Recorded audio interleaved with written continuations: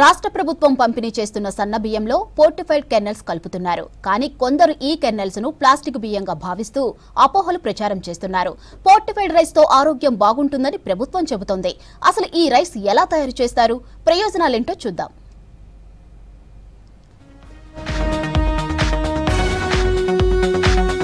మనం రోజు తినే అన్నంలో పిండి పదార్థాలు ఎక్కువగా ఉన్నప్పటికీ శరీరానికి అవసరమైన iron, folic acid, vitamin B12 వంటి పోషకాలు తక్కువగా ఉంటాయి. ఈ లోపాన్ని అధిగమించేందుకు కేంద్ర రాష్ట్ర ప్రభుత్వాలు ఫోర్టిఫైడ్ రైస్ ను ప్రోత్సహిస్తున్నాయి. ఫోర్టిఫైడ్ రైస్ అంటే సాధారణ బియ్యంలో పోషకాలతో కూడిన కెర్నల్స్ ను కలపడం. ఈ కెర్నల్స్ బియ్యం గింజల ఆకారంలో ఉంటాయి. కానీ ఇవి iron, folic acid, vitamin D, B12 వంటి మైక్రో న్యూట్రియంట్స్ తో తయారవుతాయి. ఈ ప్రక్రియను ఫోర్టిఫికేషన్ అంటారు. ఇది పోషకాహార లోపాలను నివారించడంలో కీలక పాత్ర పోషిస్తుంది. ఫోర్టిఫైడ్ కెర్నల్స్ తయారీ ఒక సంక్లిష్టమైన శాస్త్రీయ ప్రక్రియ. తెలంగాణలోని కరీంనగర్ జిల్లా రేణికుంటలో ఒక రైస్ మిల్లో ఈ ప్రక్రియ జోరందుకుంది. దాదాపు 3 కోట్ల రూపాయల వ్యయంతో అత్యాధునిక యంత్రాలను ఏర్పాటు చేశారు. ఈ కెర్నల్స్ తయారీకి బియ్యం నూకలు, ఉత్తరప్రదేశ్ లోని నోయిడా నుంచి తెప్పించిన పోషకాహార పౌడర్ ఉపయోగిస్తారు. ఈ పౌడర్ లో ఐరన్, ఫోలిక్ యాసిడ్, విటమిన్లు ఉంటాయి.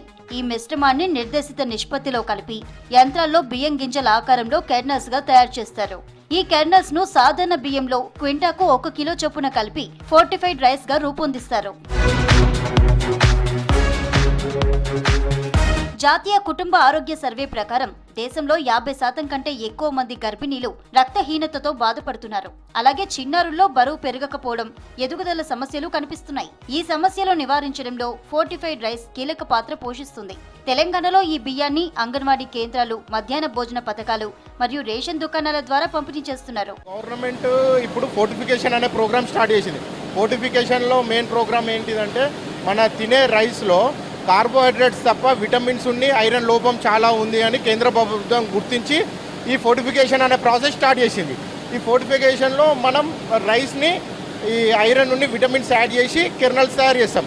ఈ కెర్నల్స్ని ఇప్పుడు పీడిఎస్ సిస్టమ్ ఉంది కదా, సిస్టంలో రైస్ మిల్లర్ 1% రేషియోలో మిక్స్ చేసి పీడిఎస్కి సిఎంఆర్ రైస్ కింద పెడతాం.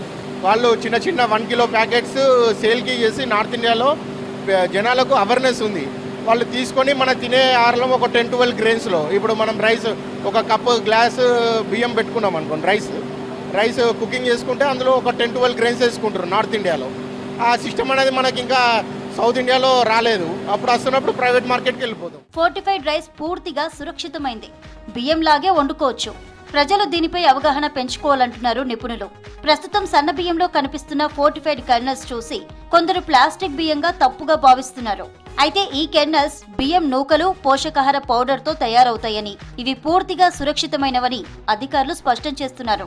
ఈ కెర్నల్స్ బియ్యంతో కలిసిపోయి వండినప్పుడు సాధారణ బియ్యం లాగే ఉంటాయి, కానీ అదనపు పోషక విలువలను అందిస్తాయి. సోషల్ మీడియాలో సర్క్యులేట్ అవుతున్న ప్లాస్టిక్ బియ్యం పుకార్లు పూర్తిగా అవాస్తవమని, ప్రజలు ఈ అపోహలు నమ్మవద్దని అధికారులు కోరుతున్నారు. కెర్నల్స్ గా ఫామ్ చేసి దాన్ని 99 కిలోల బియ్యానికి 1 కిలో కలిపి బ్లెండింగ్ చేసి, అంటే యూనిఫామ్గా బ్లెండింగ్ చేసి మనం రైస్ మిల్లర్స్ బ్లెండింగ్ చేసి మన బియ్యం గోదాంలో డెలివరీ చేస్తారు. అక్కడ నుంచి మనం లిఫ్టింగ్ చేసి FP షాప్స్ ద్వారా PDS కార్డ్ హోల్డర్స్కి డిస్ట్రిబ్యూట్ చేయడం అవుతుంది.